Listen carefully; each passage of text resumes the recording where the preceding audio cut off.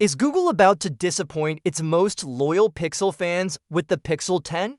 That's the big question making the rounds right now, as new leak specs suggest that the Pixel 10, while packed with a few improvements, might not live up to the expectations many had set, especially in the camera department. For a device launching in 2025, people naturally expect a leap forward. But instead of pushing the boundaries, it looks like Google might be playing it safe or even stepping back in some areas. Let's break this down. The Pixel 10 will reportedly come with a 6.3-inch organic light-emitting diode display, full high-definition plus resolution, a refresh rate of 120 Hz, and a massive brightness boost of up to 3000 nits. That's a step up from previous models and should give users better visibility outdoors, especially under strong sunlight. Protected by Corning Gorilla Glass Victus 2, the phone will also be more durable. Powering the phone is the new Google Tensor G5 chipset, made using a 3nm process. This is Google's first fully in-house chip built with the help of semiconductor manufacturing company, promising better performance and energy efficiency. Combined with 12 GB of RAM, the Pixel 10 should run fast and handle apps and multitasking smoothly. Storage options remain the same as before, with 128 GB and 256 GB available, but there's no word on whether Google is updating the speed of that storage with a newer standard. The battery gets a minor upgrade, now sitting at 4,970 mAh, which is just slightly better than the 4,700 mAh battery in the Pixel 9. Wired charging goes up to 29 watts and wireless charging supports up to 15 watts, though there's no mention of whether it will finally support the Qeta magnetic charging standard. Now, let's talk about the most debated part, the cameras. The Pixel 10 will have 3 cameras on the back: a 48-megapixel main camera, a 12-megapixel ultra-wide camera, and a 10.8-megapixel telephoto lens with 5x optical zoom on the front. There's a 10.5-megapixel selfie camera. On paper, that sounds decent. But when you realize that the 48-megapixel main sensor is the same one used in the budget Pixel 9a, things feel a little off. And that 12-megapixel ultra-wide camera?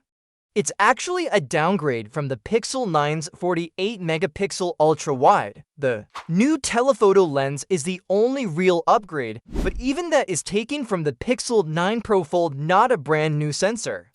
Basically, the Pixel 10 is borrowing parts from both lower-end and higher-end models, which makes it a bit of a mixed bag. It's not bad, but it's definitely not the fresh leap that fans of the series were hoping for.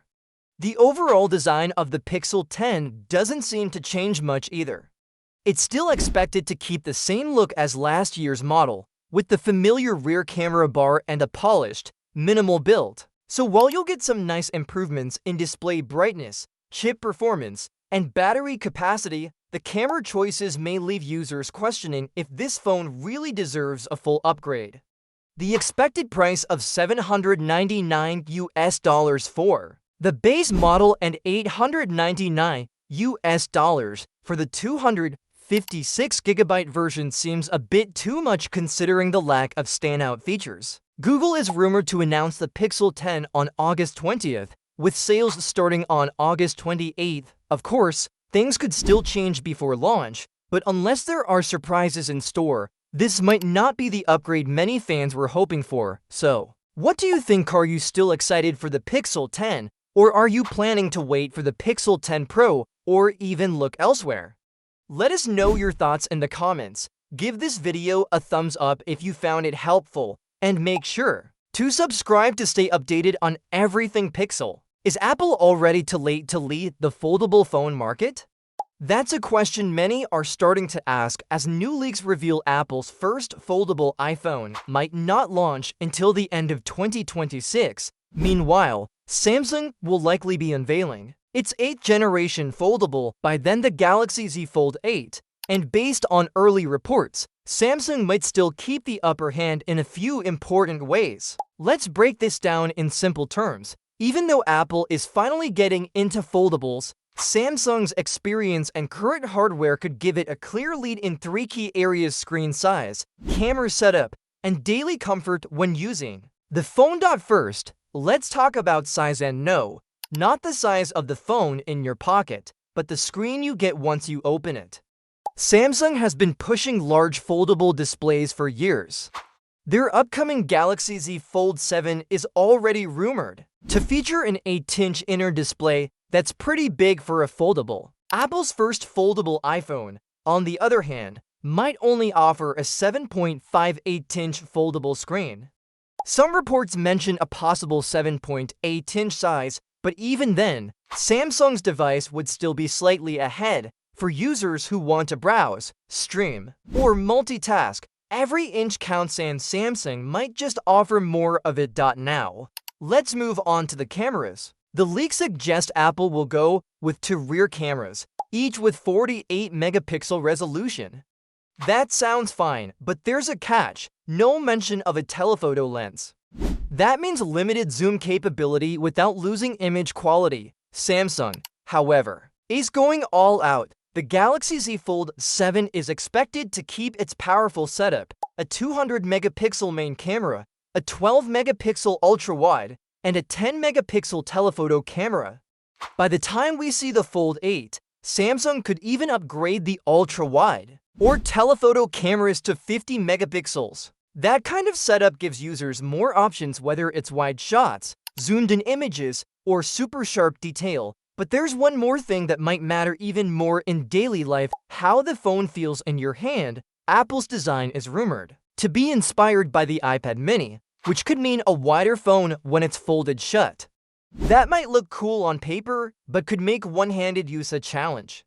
Samsung, meanwhile, has stuck with a narrow and tall design using a 21:9 aspect ratio. This makes the Fold phones easier to use when closed, whether you're texting, scrolling, or just holding the phone with one hand while multitasking. And when opened, you still get that big screen experience. Sure, Apple is known for doing things its own way. Its foldable iPhone could bring some smart software tricks, a premium titanium body, and a strong hinge using composite materials. But Samsung's head start can't be ignored. With years of trial, feedback, and updates behind it, Samsung might use the Fold 8 to not just match Apple but stay ahead.